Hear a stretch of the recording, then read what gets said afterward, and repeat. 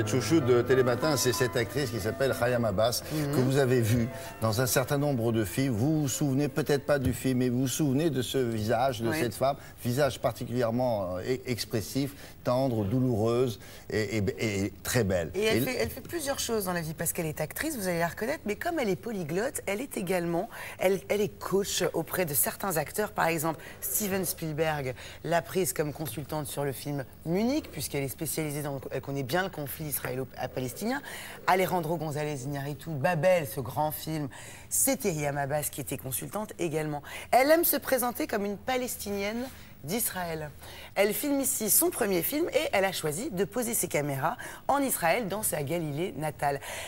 Le film nous raconte la vie, le quotidien d'une famille très conservatrice, une famille palestinienne qui se retrouve le temps d'un mariage. Mais voilà, un scandale va éclater puisque l'une des jeunes femmes, l'une des jeunes nièces de la famille, jouée par Afzia Herzi, vous vous en souvenez, est tombée amoureuse d'un Anglais.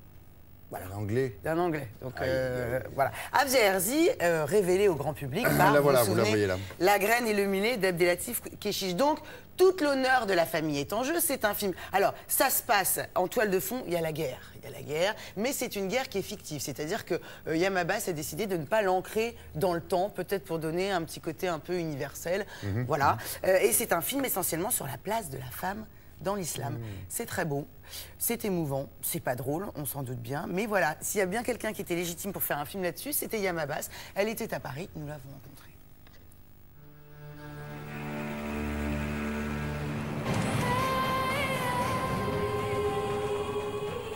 Bonjour. Bonjour Hayam. فكريش اني راح اخليك توتر راس العيلة، انا بقولت لك بايدي. لازم تختاري يا هو يا عيلتك. J'ai relié mes souvenirs d'enfant à la réalité d'aujourd'hui, avec un personnage et des personnages dans cette famille qui existaient dans ma vie d'avant et dans ma vie d'aujourd'hui. Maybe it's time they knew about us. Maybe. أنا بحب واحد. Je trouvais que le fait de ne pas dater cette guerre et de ne pas dater cette histoire relevait plus l'idée de ce que j'avais envie vraiment de traiter dans ce film. Pour le rendre peut-être encore plus universel. Absolument. Je ne vis plus là-bas. Donc la réalité, quelque part, elle n'est pas dans mon quotidien. كيف؟ ليش بتخرب الأجواء الرومانسية؟ Franchement, au début, j'avais pas envie de jouer. Donc c'était une condition de production. Et une fois dedans, c'est pas simple. C'est jamais simple d'ailleurs de faire un film, un premier film avec un petit budget. Mais la difficulté était plutôt dans les scènes où j'avais beaucoup de comédiens et je jouais notamment dedans. Donc ce que j'ai fait, c'est vraiment, j'ai préparé tout le monde avant. J'ai préparé tous les acteurs pour que sur le plateau, j'aurais plus de questions. سميه محمود. Avec Afzia, c'est vrai qu'on se connaissait bien. En quelque sorte, pour moi, dès que j'ai pensé à ce personnage, j'ai pensé à Afzia, justement pour deux raisons. L'une, c'est elle n'est pas de là-bas, et ça m'a plu que ce personnage se détache de cette réalité et qu'elle soit là, avec sa différence déjà. C'était quelque part une recherche un peu de caste correct, comme on dit, pour ce personnage.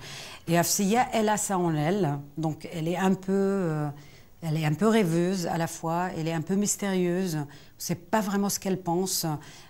Souvent pour rigoler, je lui dis, t'es à côté de la plaque. Donc j'ai essayé vraiment d'utiliser cette qualité, je dirais, en elle.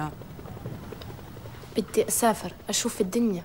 Je crois que je suis contente parce que je sens que j'ai fait le film que je voulais faire. Le bébé est là, il fait sa vie et on verra après. Mais je suis très contente, oui. Non, je suis vraiment très contente que le film existe aujourd'hui. Merci beaucoup. Merci à vous. Elle est mystérieuse, elle est belle, elle a beaucoup de charme, et puis elle est polyglotte surtout, ce qui lui permet... Elle parle anglais, voilà. Elle parle français, elle parle... On l'a vu dans des grands films. Hein. Oui. Voilà, dernièrement, il y a eu La Source des femmes. Elle n'a pas toujours le premier rôle. Non. Sauf dans le film dont je cherche le nom, ça doit être Citronnier, Les Citronniers. Voilà. Les citronniers. Alors ça, procurez-vous ce film, il doit exister en DVD.